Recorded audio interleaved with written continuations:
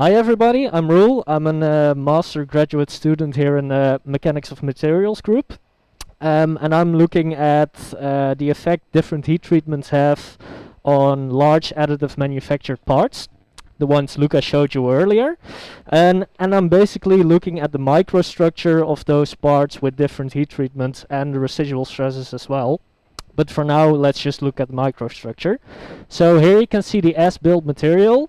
You can clearly see two phases in the as-built material. The darker phase is ferrite, and the lighter phase is austenite here.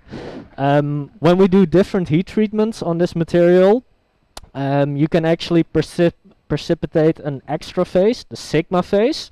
This happens at 700 degrees for 2 hours. And in this image you can clearly see some white speckles inside the ferrite phase.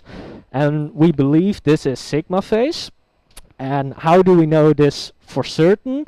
Well, we do an EDX analysis on this, so an elemental analysis.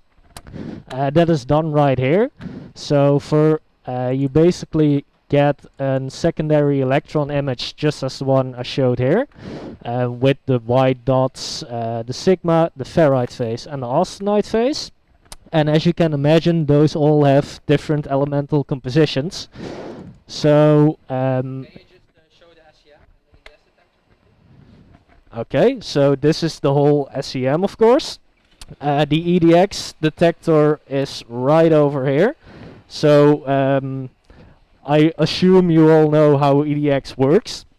Um, That's okay. okay, so this is what a result of EDX looks like.